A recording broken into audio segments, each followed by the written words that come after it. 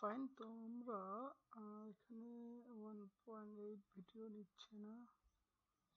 আচ্ছা আমরা দেখি আমাদের এখানে কাজ শেষ। আমরা এখন টার্মিনালে যাই, টার্মিনাল থেকে লিখি যে নিউ টার্মিনাল, এবং এখানে যদি আগে কোনো কিছু থাকে সেটাকে অবশ্যই ডিলিট করতে হবে।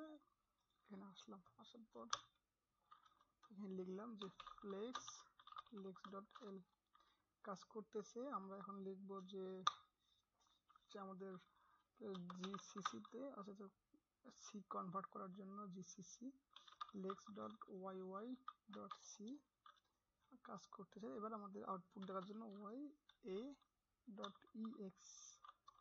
Okay fine. এখন বলছে তুমি ইনপুট দাও। আচ্ছা দেখি আমাদের কাজ করে কিনা। আমরা যা যা লিখছিলাম বলছিলাম যদি এগুলোর কোনো একটা চিহ্ন এখানে লেখা হয় তাহলে সে কি প্রিন্ট করবে? অপারেটর। ওকে আমরা প্লাস দিলাম, ইন্টার ক্লিক করলাম, বলছে এটা অপারেটর। Okay fine. আমরা এখানে মাইনাস ক্লিক করলাম, দেখি কি লেখা ওঠে? অপারেটর। Okay good. তাহলে আমরা এখন ডাবল স্ল্যাশ ক্লিক করি, দেখি ডাবল স্ল্যাশ ক্লিক করে বলতেছি কি বলতেছে, এটা হচ্ছে সিঙ্গেল লাইন কমেন্ট। ওকে যদি আমরা কি করি এখানে বলছিলাম যে এটা দিয়ে শুরু এবং এটা দিয়ে শেষ হয় তাহলে কি হবে? সে বলবে যে এটা হচ্ছে আপনার ডাবল বা মাল্টি লাইন কমেন্ট। ওকে এবং শেষ করব কি দিয়ে? স্টার। শেষ দিয়ে কি বলে? সে বলতেছে মাল্টি লাইন কমেন্ট। ওকে আমাদের কাজ করতেছে।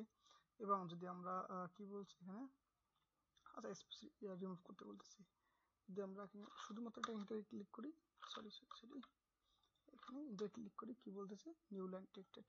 তাহলে আমাদের এটা পিওরলি কাজ করতেছে। ওকে।